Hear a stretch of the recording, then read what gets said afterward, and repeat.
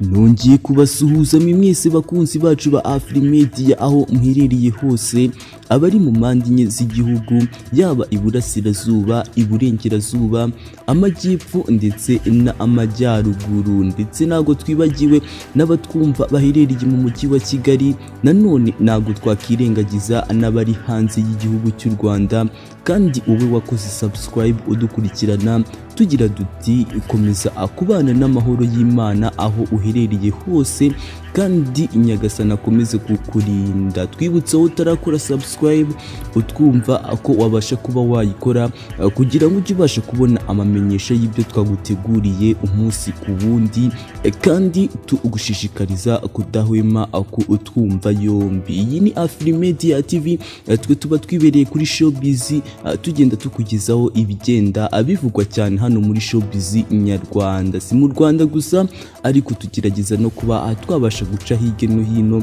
kugira ngo tubashe kuba twakugezaho iba biri kugenda bivugwa cyane mu bitangazamakuru. Uyu munsi rero twifuje kuba twabasangiza amakuru ari kuvuga kuva ku munsi wa hejuru wahashize, ndavuga ku munsi wo kuwa gatatu. Ni amakuru rero avugwa ku muhanzi Niyo Bosco bitewe n'ubutumwa yashyize ku rukuta rwe rwa Instagram. Aya makuru rero bivugwa yuko uyu muhanzi Niyo Bosco ngo yashyize ubutumwa kuri Instagram ye asa nkaho abukinira abareberera inyungu ze z'umuziki, ndavuga MI Empire. Nanone ariko bakavuga yuko ngo ari ikitagenda neza cyatumye uyu muhanzi yandika ubu butumwa akabushyira ku rubuga rwe rwa Instagram. Nanone ariko abavuga ibi ngibi bavuga yuko ibi bisa nkaho ari agatwiko kagaragara cyane muri showbiz nyarwanda, aho umuhanzi aba yiteguye kugira icyo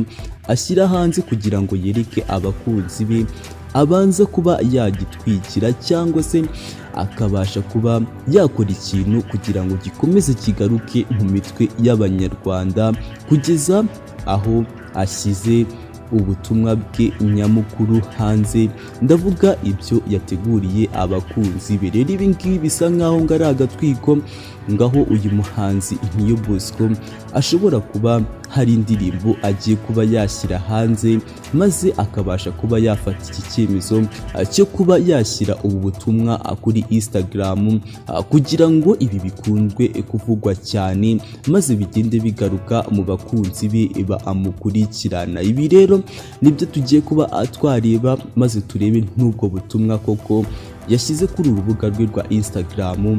Abantu bakomeje kuba bagarukaho cyane bavuga yuko ibi ari agatwiko. Turabasuhuje rero kandi tubahaye ikaze ku byo tuba tugenda tubagezaho muri showbiz nyarwanda.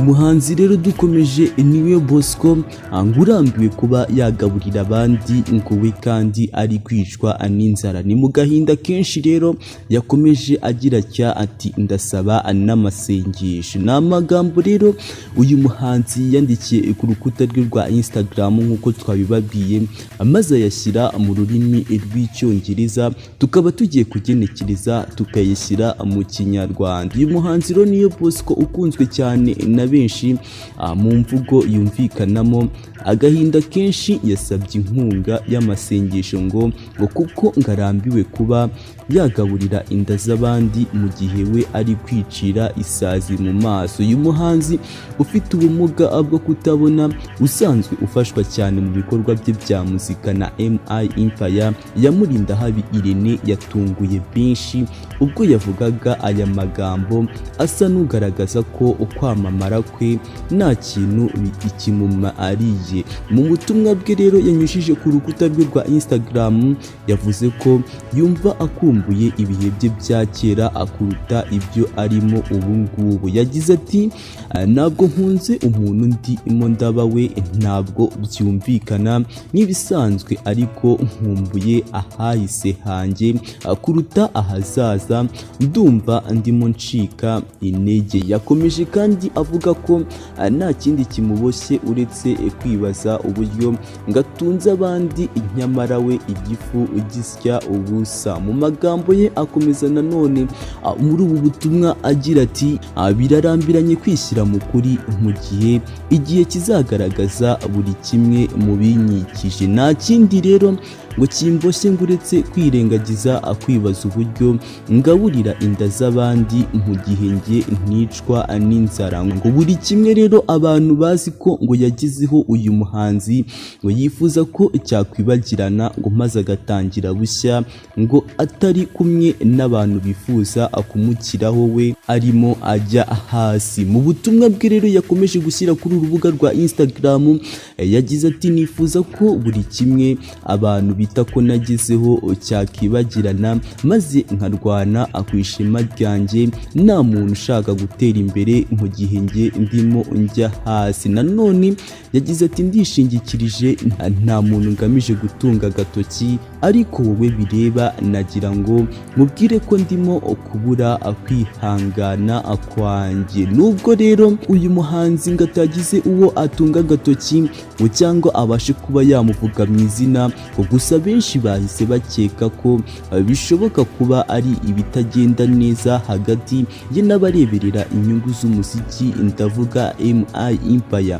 Gusa ariko ngo hari benshi ngo baketse ko ngo ari agatwiko k'ubu abahanzi ngo baba benda kuba basohora indirimbo maze ngo bakagira batya kugira ngo izarebwe maze agakomeza akavugwa, agashaka ngo inkuru imuvugwaho cyane igomba kuguma mu mitwe y'abantu. Bityo rero ko uyu muhanzi Niyo Bosco ngo bishoboka ko ngo ari indirimbo yaba agiye kuba yasohora hanze. Aya ni amakuru rero natwe dukesha ikinyamakuru www.isimbi.rw akaba ari cyo cyabashije kuba cyayandika. Rero tuvuzeho muri makeya kuri ibi byagiye bitangazwa cyane mu binyamakuru bigiye bitandukanye, urebye uburyo abanye n'abamureberera inyungu ze z'umuziki ntiwavuga ko hari ikibazo kiri hagati yabo, ahubwo ibi ngibi bisa nkaho ari nk'agatwiko nk'uko twagiye tubibona kugira ngo babashe kuba